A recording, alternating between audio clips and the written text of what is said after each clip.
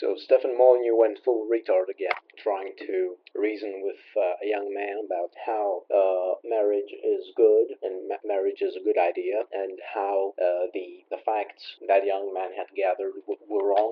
Now I didn't listen to the entire podcast. I went as far as 1 hour in, and I got bored. I got bored. I mean, that's the best I can do. Sorry, guys. Molyneux is fucking boring. He drags it on and on and on, and in reality, he can say something in 10, 20, or 30 minutes, and he drags it 2 hour long, just like I do. But I do it in a much smaller scale. Now, moving on. Molyneux says about the statistics, he's probably saying bullshit, and probably he says that because he has vested interests. Now, he's accusing people that are children of divorce that they actually speak from experience, and that means they do not speak with a clear mind. That's pretty much his mindset.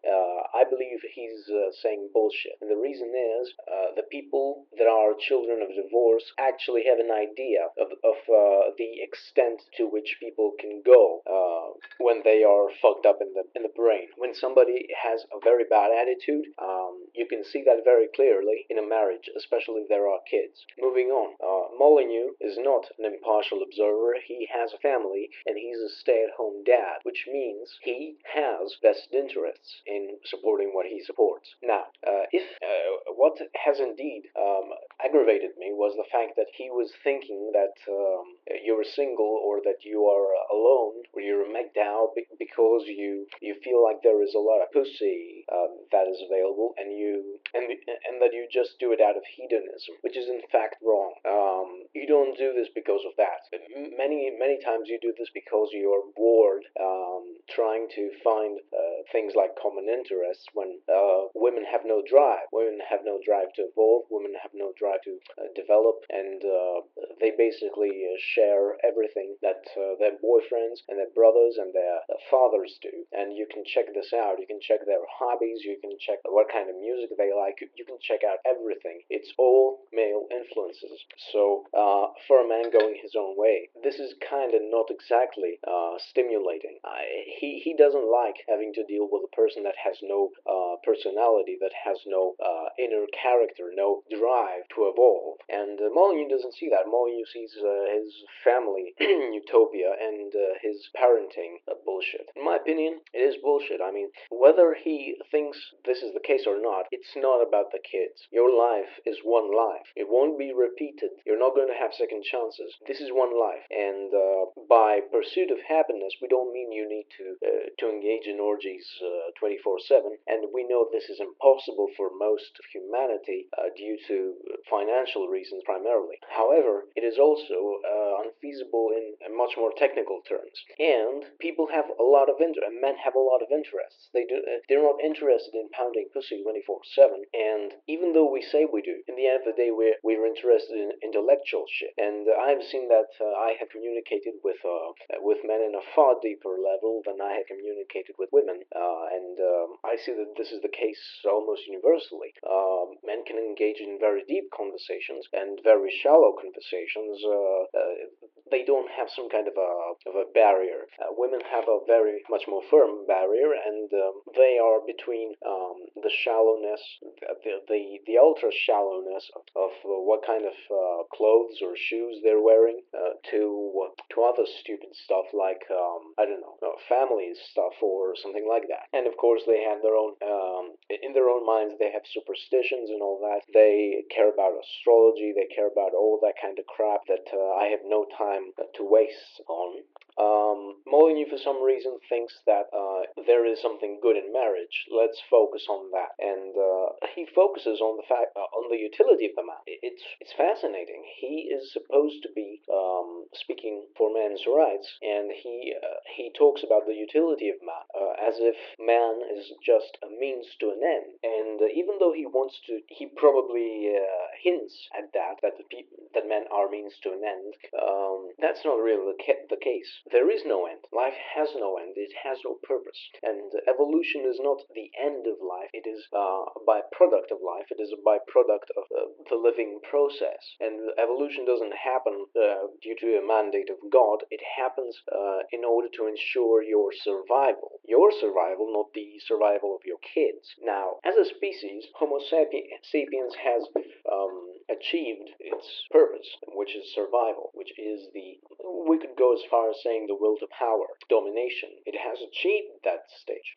We are 7 billion people on this earth. We are far from extinction, and the closest we've been to extinction was the Black Death during the Middle Ages, and that was it. That was the biggest point. We went closest to extinction. After that, we kept on moving further and further from danger as a species. So, as a species, we don't really have a problem when it comes to survival. Now, if you care about, extending spreading your genes or something like that, I have to say to Molyneux that spreading your genes as a man, and he probably knows it, it's not exactly optimal to be with one person for your entire life. For a man, it is optimal to have a polygamous society in which he is with multiple women. Women biologically cannot be polygamous, and the reason is they have to take care of their kids, and they're kind of tied to their kids. They have the issue that they have finite resources. I mean, their eggs.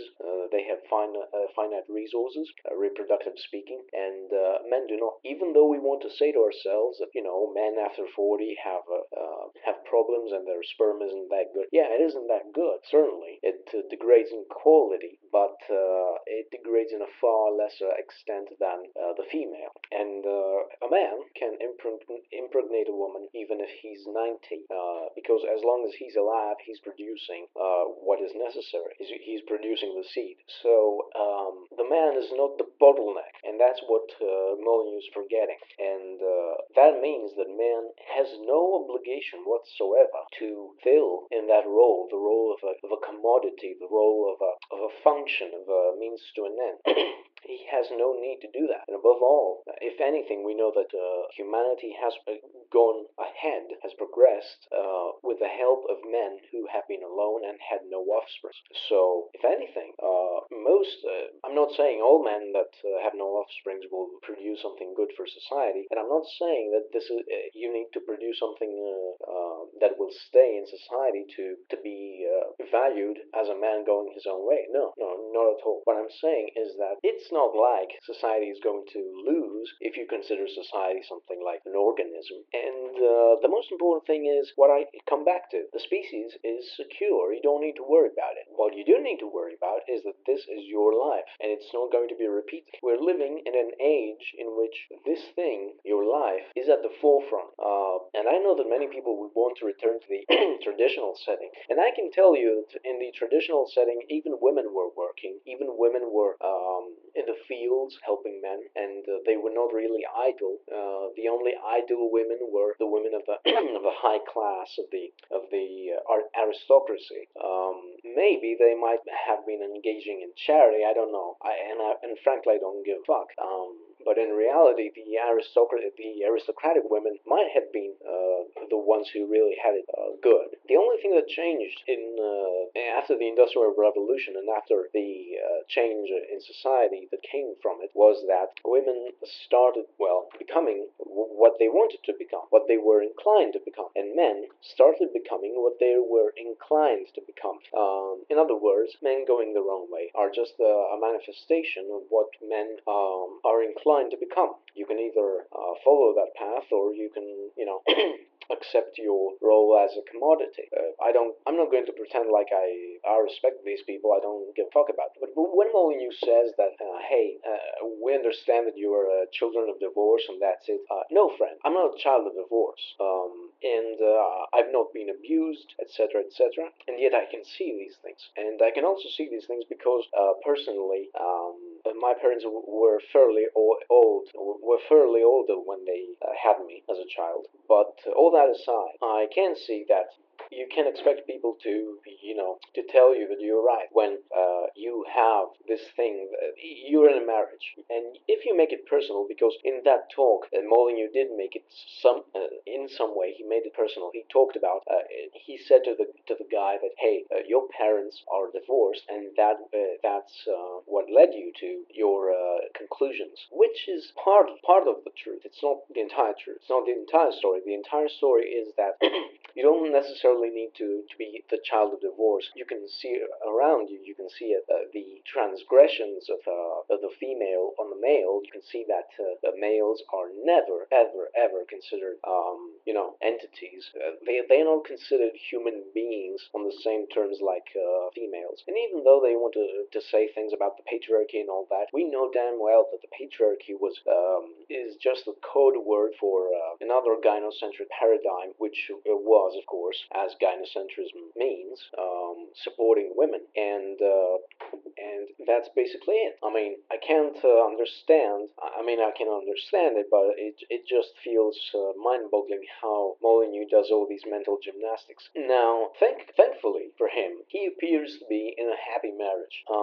I don't want to sound vengeful, but he would not be saying these things. I'm sure he would not be saying these things if somehow his wife found a better guy and divorced him. Because let's be honest, if you're good material and you're a woman, you might not give a fuck about changing your man. I mean, the man has a conception of honor in his mind, and I see that in women. Women can rationalize all the time. They rationalize. They say they do mental gymnastics to justify even the worst behavior. A man will not do that, and a man won't do that because he can't do that. It's a matter of survival. If he does, he learned since ancient times that if he does that, he will end up dead. Because the lion, the enemy, the predator, is going to kill him if he doesn't see it. If he tries to rationalize and make the situation a bit more favorable in his mind, he's going to get fucked. That does not apply for women. Women are molded by their own social paradigm, which has trained them to be more subversive, more covert, and they will much more easily rationalize even the worst behavior. I mean, the man might be 100% good, and she will find a flaw, or she will do something that's bad, and she will say, well, yeah, I made a kind of a mistake, but you made a 10,000 times worse of a mistake, so I'm justified, which is basically not an apology. Women do that. So, about divorce. Divorce is not just a certainty, it's a hidden clause within the marriage contract. It's like you need to be expecting it. She's the one that settles for you. Even though you might be providing the best things, you might have the best resume, she's the one who settles. And she settles for you, and if she had a better choice, she would turn you down right away. And by better, I mean, you might have all the things in the world. You might have all the knowledge in the world, all the best mindset in the world. It doesn't matter because she will turn you down. She will completely betray you the moment something better comes in her eyes, comes up, that is. So that's it. Now, if Molyneux or any kind of person like Molyneux thinks that this is a great bargain, he's free to choose it. And I'm free to think that he's dumb for doing that, and that he is intellectually coward for thinking that he can get away with doing mental gymnastics. I'm not attacking him for being a stay-at-home dad. It's a choice, and I do appreciate that he takes parenting seriously. And I, for one, do believe that men would love to be fathers. It's not like we don't want to be fathers. It's not like we don't want to have kids. It's more like not like this. And the truth is, when we start to realize the female nature, which is, it might not be technically a nature in genetics, but after so much conditioning by society, so much treating them like they are higher than men, it's almost natural to them. What we have in our minds for ideal marriage or ideal relationship does not apply in reality. This is why there is this trend in in the men going the wrong way community, saying that women will not love you. They cannot love you. And it is true, they can't love you in the way you think they will love you. They cannot do that. It's impossible. And if you try to tell them that they are not able to love, they're going to attack you because they genuinely do not understand what you're talking about. Their definition for love is completely different from what our definition of love is. And this is precisely why they will go on and on about how men cannot understand love and how men are, less sensitive. When in fact, men are indeed the idealists. Men are indeed idolizing women, and this is their undoing. It's not about just having the wrong idea of marriage because you are born in a family that's with divorced parents. No, no, it's not that. It's more like you see the trends. You might be in a decent family, or a family that doesn't abuse you at least. A family that does know basic rules like invest in the offsprings to some extent, as far as you can. And you might understand that your parents have sacrificed a great deal of their lives. And it's not like you do not value the sacrifice of your mother. It's not like you do not value her sacrifice and her investments. Not at all. You understand it, but you also understand that there are mentalities that are toxic in the female mind, and a great deal of these mentalities have been allowed to emerge due to the manginas. But with all that said, you need to understand that if you do not learn to say no, if you do not learn to stand your ground and to say no, I won't be your bitch. I won't bend over so that you can have your way with me, metaphorically speaking. If you don't do that, the results are going to be really bad. And lastly, I remember a podcast of Molyneux talking about his wife, saying that bloody bloody blah, and she respected him, and she had a behavior that was pretty much like the behavior of a of a normal human being. Like she reciprocated his good gestures, and she wasn't like expecting the chivalry and all that. And my answer to that is, what the fucking do, man? So we need to consider that. We need to reward women for being decent. You need to. This is considered the novel that not all women are the same. We must reward people for simply being decent and not being dicks. That doesn't make any fucking sense. It's like me thanking a random guy in the street for not mugging me. It's like me going to a person and saying, "Hey, thanks for not being a gangster.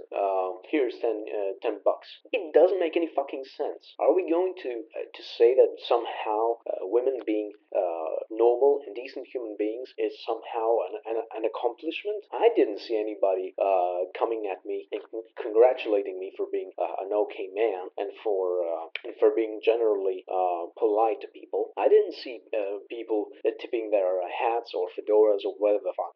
In fact, I've studied a shitload of shit, and I bet there are a lot of people out there like me, people that do their own research, that study a lot, that study important things. One of these things are Austrian economics and shit, and you do not get any good words about that. You do not get anybody's approval because of that. You do not go out and suddenly everybody thinks you're cool because of that. But women do, and women just do much less of that work. Again, am I supposed to to consider just a decent female, just a random decent female, a female that is not acting like a bitch, something good? No, not at all. Just like I would not consider a random man who acts just about decently, just about okay, a good, an extraordinary person. This is the basis of equality, of equal treatment. If you want equal treatment, then you have to understand that women have to be extraordinary if they seek extraordinary treatment. And the same applies for men, of course, and it has applied for millennia. Now, if Molyneux thinks that a woman acting just like a decent human being is a big accomplishment, it's his choice to think that, and it's his choice to think that this is what qualifies her as marriage material. I think otherwise, and I think that his take that somehow either choosing to go your own way means that you're a hedonist, or that those who do that are children of divorce, or that those who have a bad idea of marriage are children of divorce, which is in fact bullshit. If he wants to believe all that, it's his choice, and I don't respect his choice because it's fucking dumb as fuck. But he has that fucking right, and he can talk about it, and he can post podcasts 2 hours long, talking to a person about how marriage will give him more years. Well, yeah, it will give you more years of life, and it will give you more miserable life. Just like if you stay indoors, afraid of going out, afraid of doing anything, out of fear of germs, out of fear of accidents and all that, it will definitely make you live a longer life, and you will live a much longer life if you do not have any contact with people. Perhaps this will help you because you will not have any contacts with viruses and bacteria and all that. But in the end of the day, you will be a fucking miserable person. Now, do you want to live longer like this, or do you want to live in a situation where you say to yourself, in a one-upmanship manner, that oh well, at least I'm living longer, or at least I'm having a better quality of life, whatever that means? Or do you want to just fucking do your thing and die with your fucking dignity? If Molyneux wants to be domesticated, it's his fucking deal, and I don't care about it. But I don't want anybody lecturing me and telling me that being domesticated is fucking better, morally, or fucking better even in terms of health, compared to be a fucking man of your own, a man with dignity, a man with self-respect, a man who is, first of all, being the man he wants to be, the man he looked up to since he was a kid. This is what we men want. We want ourselves to become what we always wanted to see on other men. We want to become that thing, the standard we have. And this will not happen merely by wanting this fake quality of life. Thank you for listening.